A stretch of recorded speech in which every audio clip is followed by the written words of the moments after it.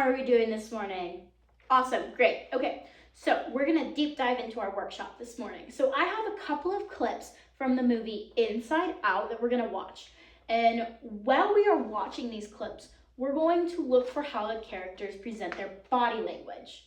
Okay, so body language is the nonverbal communication that we use with how we present ourselves. So how our posture is, the gestures that we're using with our hands, how our facial expressions are looking, or how, all of those things, right? So we're going to look for how the characters in the movie present themselves and show their emotion without saying any words.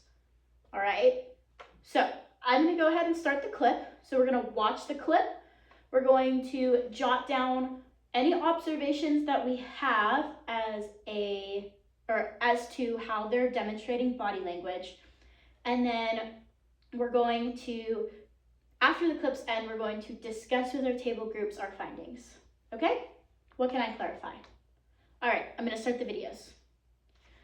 Okay, so now that those video clips are over and we've discussed with our groups, we are going to deep dive a little bit further into body language and the types of body languages that we can have.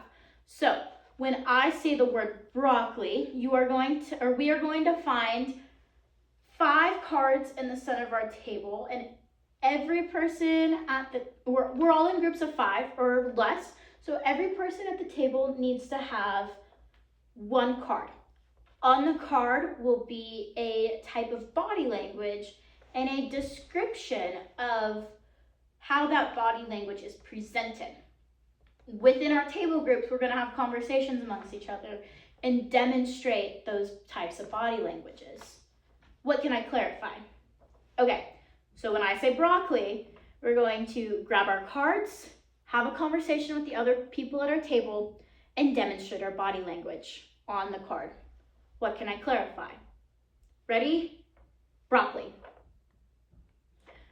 Okay, now that we've taken the last 2 or so minutes to demonstrate our body language, we are going to kind of talk about what we saw and how we felt.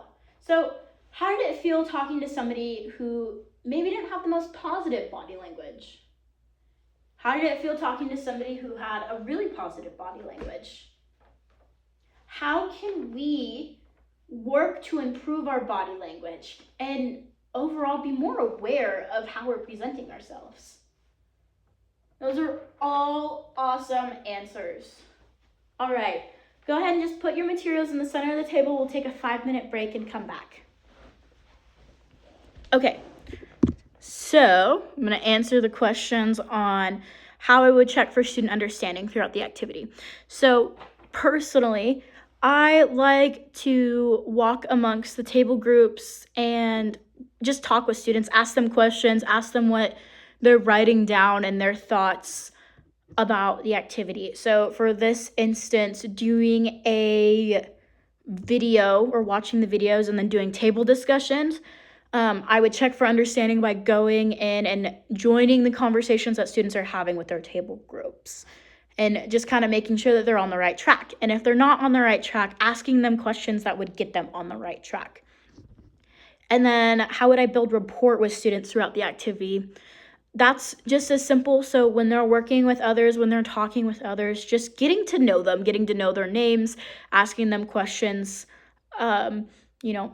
maybe some interests, like we're all FFA members, right? So maybe just getting to know some of their favorite CDEs, some of their favorite LDEs, what their SAE is, just some common ground and finding some common ground that connects the facilitator and the student. Also, building rapport is just having fun and being silly goofy with them, right? And, going all into a bit or just having fun and showing them that it's a safe space and it's a good place to have fun.